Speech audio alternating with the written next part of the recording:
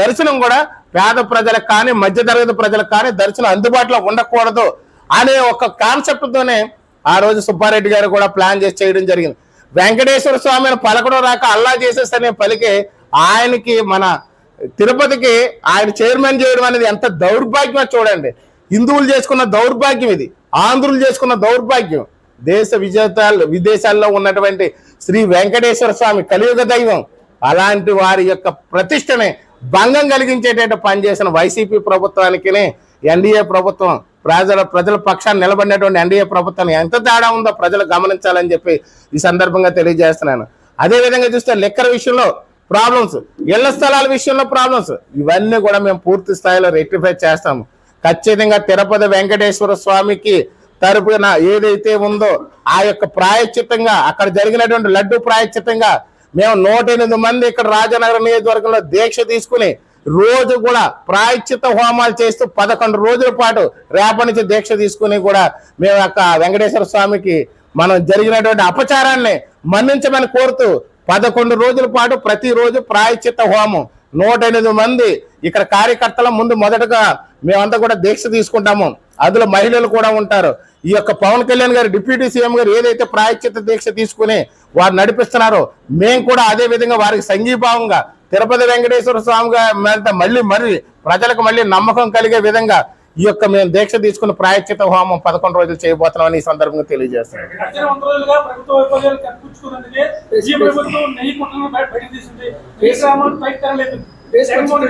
ఆ పాత లడ్డు తెచ్చి పెడతాము. ఒకసారి ఆయన జగన్మోహన్ రెడ్డి గారు తింటే అర్థం అవుద్ది. ఎప్పుడు కూడా ఆయన లడ్డు పెడితే వాసన చూసి పక్కన పెట్టేవాడు. ఆయనకు తెలుసు పశు మాంసం అందులో ఉంది, కలేబారాల నుంచి ఆయిల్ తీసి మేము ఈ లడ్డు తయారు చేస్తామని ఆయనకు తెలుసు. 300 రూపాయలకి నెయ్యి ఎలా వస్తుంది అనేది ఆయనకు కూడా ప్రశ్న తెలుసు. అలాంటి వ్యక్తి ఏ రోజు చూసిన ఆయన కానీ ఆయన భార్య శ్రీమతి ఆ భారతీ గారు కానీ లడ్డు వాసన చూసి పక్కన పడేసేవారు.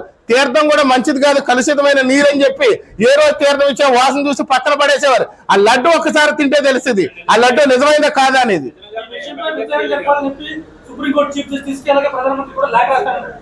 ఆ లేఖలు రాస్తాడు, ఇప్పుడు ఏదో చెప్తాడు, కానీ ల్యాబ్ రిపోర్ట్లు వచ్చినాయి కదా. ఏదైతే మనకి సర్టిఫైడ్ ల్యాబ్ ఏదైతే వచ్చిందో ల్యాబ్ రిపోర్ట్ లో ఖచ్చితంగా చెప్తుంది ఇందులో పశు మాంసం కలిసింది, ఈ యొక్క కలేబారాల యొక్క ఆయిల్ తో తయారు చేశారు ఈ లడ్డూలు అనేది చెప్తుంది.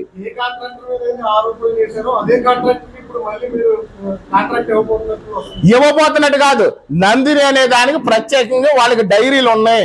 డైరీలు అనేది ఆవులతో తయారు చేస్తారు వాళ్ళు. అలాంటి నందిని డైరీని వాళ్ళ పక్కన పెట్టేసి వాళ్ళు ఏదో కంపెనీలకు ఇచ్చారు.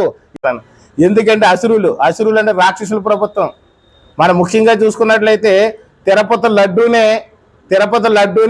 భయంకరమైనటువంటి రసాయనాలతోని, భయంకరమైనటువంటి పశు మాంసంతోని, భయంకరమైనటువంటి కళేబారాలు ఏదైతే ఉంటాయో దాని యొక్క దుమ్ముల్లోని తీసినటువంటి ఆయిల్ ద్వారా తిరుపతి లడ్డూని తయారు చేసి ప్రపంచవ్యాప్తంగా తిరుపతి వెంకటేశ్వర స్వామికి ఉన్నటువంటి ఎంత భక్తి భావంతో చూస్తారు.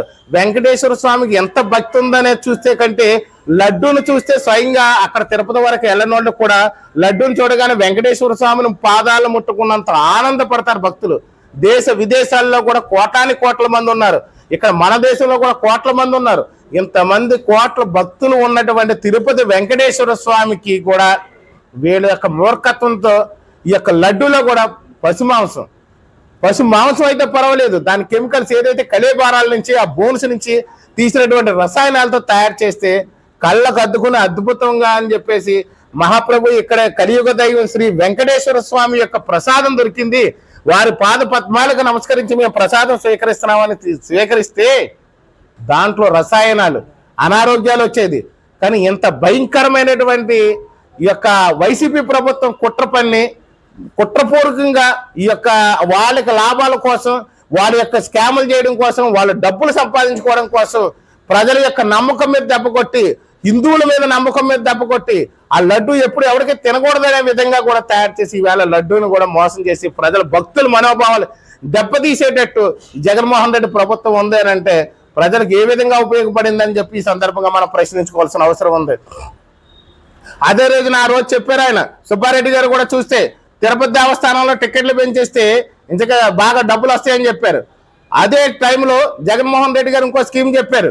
లిక్కర్ మీద రేట్లు ఎందుకు పెరుగుతున్నాయని అడిగితే లిక్కర్ తాగడం మానేస్తారు, రేట్లు ఎక్కువ పెంచితేనే లిక్కర్ తాగడం మానేయాలంటే రేట్లు పెంచాలి, అప్పుడు లిక్కర్ తాగుతాం అనేది కన్జంప్షన్ తగ్గుద్దని చెప్పి జగన్మోహన్ రెడ్డి గారు చెప్పారు.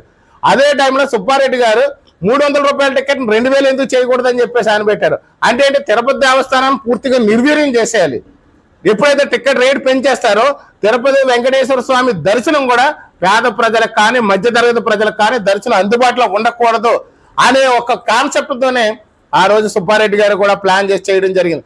వెంకటేశ్వర స్వామిని పలకడం రాక అల్లా చేసేస్తనే పలికి ఆయనకి మన తిరుపతికి ఆయన చైర్మన్ చేయడం అనేది ఎంత దౌర్భాగ్యమో చూడండి.